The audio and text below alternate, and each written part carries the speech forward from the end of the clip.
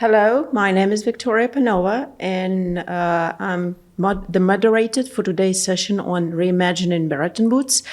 We're hosting today a very interesting set of speakers who are very knowledgeable and also could shed some light on where we are going, what is the role of the dollar, how much the current Bretton Woods institutions would be able to adapt to current challenges and live up to the expectations, which they failed consistently, in fact, so far. And we saw it with their numerous crises ongoing, take it 20 years back, 30 years back.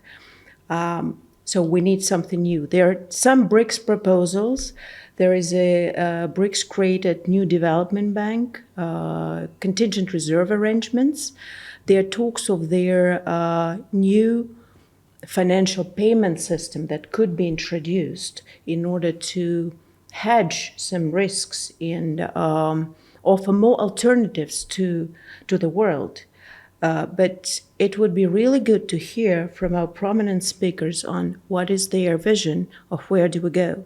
So today with us we have Philip Pilkington, Senior Research Fellow at the Hungarian Institute of International Affairs, and John Peng, Senior Fellow of the Belt and Road Initiative Caucus for Asia Pacific, Malaysia. Welcome. And Philip, the first question is yours. So what's your idea? How relevant is Bretton Woods? Can we continue just with the dollar as a reserve currency as a viable option? I think there's pretty strong evidence now that the dollar is not going to be the reserve currency for very long. I think the time horizon on it is actually probably quite short now, potentially the end of the reserve currency by maybe 2030. That might sound quite strange, maybe quite extreme, but we've got increasing signals of this, especially since Trump's Liberation Day policies, his tariff policies. Of course, the fall of the dollar as the reserve currency goes back to the seizure of the Russian reserve assets. I think everyone knows that now.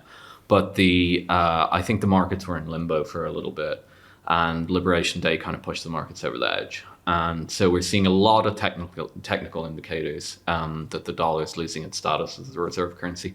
I'll just say one or two, just so people have a sense. The reason the gold price is so high is because central banks are buying up gold, and that's because they're not buying dollars anymore. Another indicator is that usually when equity markets go down, US dollar goes up and US borrowing rates go down, and that's called the flight to safety in financial markets. That's gone. Another indicator that's gone is usually when interest rates are high in the US, the dollar strengthens. Not anymore. So all these things from a financial markets background, I have a financial markets background myself, indicate that something has gone significantly wrong, or it's in US dollar markets. They're just not operating as they used to. There's plenty of murmurs that the US dollar reserve currency status is finished. Both, the Atlantic Council put out something on it. Stephen Moran, who was the the head of the chairperson of economic advisors to the president, has questioned the role of the reserve status. You can find it on the White House website now. So all the forces seem to be militating that that the US dollar is not going to be the reserve status. Just one more I saw on Bloomberg yesterday, a report that exporters were asking for alternative currencies rather than the dollar now. So it's really getting real. And so the question, I think, is mainly on the American side. What do the Americans want to do with this? They've ignored it now for some time. I wouldn't say they've completely ignored it. I think some people on the Trump economic team understand it. Stephen Moran does understand it. I think Scott Bessent understands the problem as well. And I think there's some people at the State Department as well who understand the problem. But they haven't made a decision on what to do about it. And to my mind, unless something significant changes soon, they have two choices. They can either let the US dollar adjust by the market, which could be quite violent, actually, and it could have major ramifications for the United States economy, or they can take a more managed approach. And I think that's where the question of some sort of new Bretton Woods system comes in. But perhaps that kind of raises the issue rather than tackling it for the moment. Okay, thank you, Philip. John, now to you. Philip has mentioned that one of the key ramifications so far was about their, sanctions against Russia and how SWIFT was used and the allowance to use dollar. But we know, and in fact, this was a wake-up call for many countries around the world because they understood this could be applied to them easily. So it's not a common good. It could be used as a weapon, and it's a problem. But we know from history that there was a gradual set of problems that were bringing up the issue of the use of dollar as such. And Philip mentioned that there is understanding in some part of administration of Trump. So we are living in the age of acceptance probably, but how much U.S. administration would be reacting to that. And we know Trump was quite rigorous about that. But so what's the history behind that? Because it's a long-term problem, and it's not just about the recent events that brought the problem of dollar on site. It certainly, thank you very much. It certainly isn't a phenomenon that just popped up. It's the dollar system as we have it is based on a system of international order, and it's almost the basis of that international order. And it's coming apart as that order is coming apart. But in Asia, for example, people are very familiar with what happened in the 1997-98 crisis as a result of dependency on the dollar. It put an end to an extraordinary period of growth for an entire set of countries that in fact have not recovered from that. These crises have long-term consequences. I'm talking about countries like Indonesia, Malaysia, Thailand. So that crisis is remembered there to an extent that it's underestimated outside. So there's, I think, very strong awareness of the limitations of the dollar system and that this can't go on forever. I think what's been quite unexpected is almost the self-sabotage of the system, the resort to the seizure of Russian reserves, the weaponization of SWIFT. There you see that it's not just a problem of the end of the structure, the international order, the unipolar order underlying the dollar, but a crisis of competence in the management and credibility in the management of this. So that has been quite shocking, and I think it's accelerated the decline. I'm not sure any of us expected to be sitting here, right, at this point, talking about 10 to 20 years to the end of the dollar system, the dollar's reserve currency status. But here we are. Nevertheless, we're in this limbo state because people have invested, so to speak, so much in the dollar system and depend so much on the depth of the capital markets around the dollar, right? Global trade is based on this, and the dollar has an unmatched depth and liquidity. So there's no, people like to say there's no alternative to this. Where is it? Despite, particular piecemeal moves in BRICS, and these are important, we haven't set up, people don't see a path forward. And I think, of course, Philip is going to talk to us about a proposal, and indeed is a proposal with a great intellectual pedigree. In ASEAN, people do talk about Malaysia, China, for example, Malaysia, Indonesia, about own currency trade. So that's on. But a systemic solution is some way away. So we're in a kind of limbo about where we go next. Yeah. Very right. In BRICS, for example, national currencies used reached 90% already, and this is quite interesting. You also mentioned the competence of the leadership of international organizations like IMF, Absolutely. like World Bank. And I remember back in 2008, 2009, during the crisis, when there was a renewed wave of like, how should we go on? So why there should be leadership just from one set of countries and it's not open to the rest. The idea, and people were complaining, you were telling us 10 years before that other countries cannot be seen as candidates for leadership because we had problems and you knew better, so you could direct us. Nowadays, or 2008, they were saying, we have the problem primarily, so only we can decide on that. And the leadership problem still stays there. And as such, the whole problem of institutions, because they are underlying for this problem. So could they be altered at all? How, or do we need new institutions, or could those adapt? Is it just a question of leadership, or it's more systemic? And I know you had some interesting proposals. Maybe you also could lay it down for us.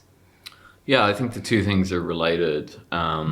So we need to go into a tiny bit of history here. When the Bretton Woods systems were being set up in 1944, at the end of World War II, they were negotiated at Bretton Woods in New Hampshire by John Maynard Keynes and Harry Dexter White, the British and the American delegates, respectively.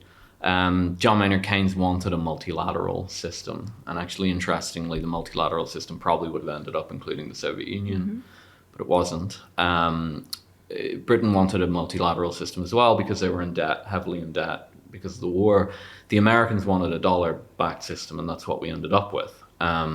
Keynes warned them at the time that it was a mistake, and once the American economy stopped running trade surpluses, it would wish that they hadn't taken on the dollar as the reserve currency.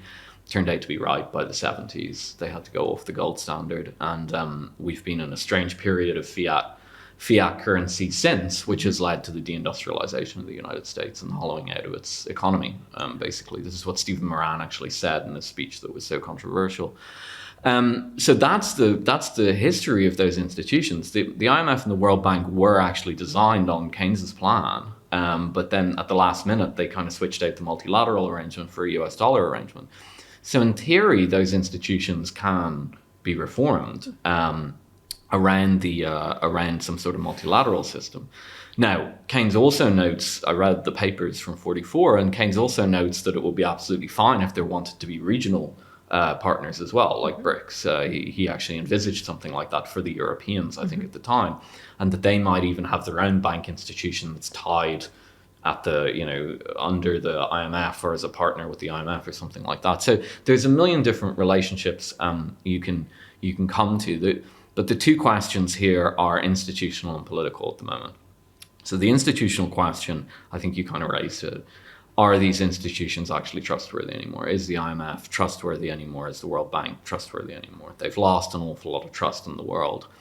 I think the IMF in the past few years has actually not been so bad. I think it's been calling bulls and strikes pretty objectively, actually. I'm not usually a defender of IMF policies, but I think actually in the past couple of years with all the economic chaos, it's been fairly clear-headed.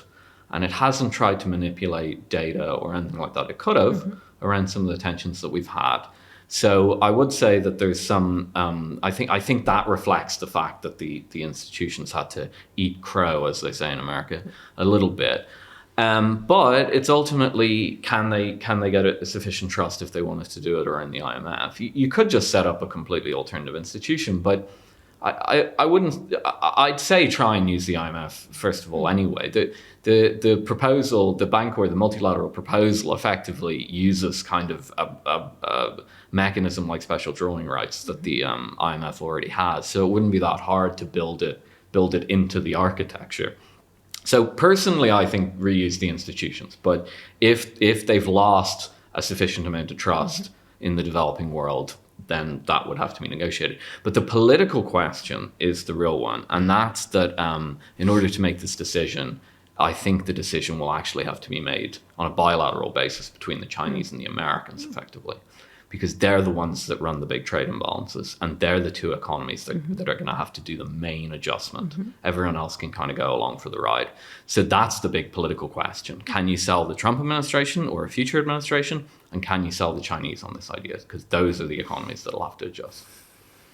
And so what is envisioned by you as a possible new system with the reformed institutions? So I'm just rehashing Keynes' old idea of the Bancor multilateral currency system.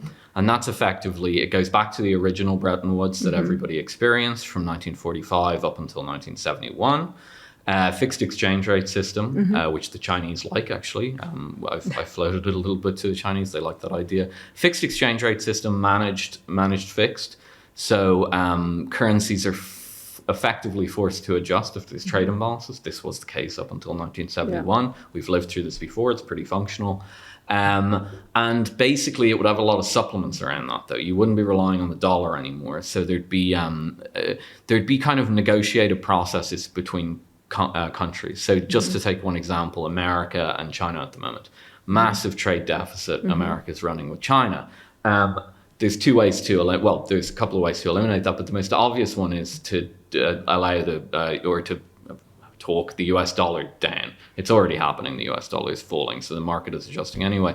But the Bancor system would supplement that with inward, for example, foreign direct investment into America. So it has all these, it's a kind of carrot and sticks approach. The Bancor system both encourages investment in the deficit country, and it also kind of imposes adjustments. But the idea is basically to eliminate trade imbalances of any significant size. John, what do you take of this idea? Do you think it, as ASEAN members, Malaysia, how far it would go? I think, most of the rest of the world, and especially developing countries, are agnostic about, the solution so long as there is one. So what's clear is that the existing one is not sustainable. It's collapsing under its own weight. If nothing is done, we're going to effectively let the collapse determine what happens, and it could get really ugly. Even on the best sort of case scenario, I think some people see a kind of multi-currency system coming to be. But certainly a kind of international currency union where we could agree on this, I think would be very strongly supported. It's just that, pragmatically, one would need to see things would have to get a lot worse for the US before the political will is mustered to come to this. And it could get, reality could supply us with that circumstance. Thank you so much. And we were with you for this session of Reimagining Bretton Woods with Philip Pilkington and John Pang. And let's hope that it will not collapse and it would not be too late before we can come with their new ideas. And let's listen to our experts more. Thank you so much.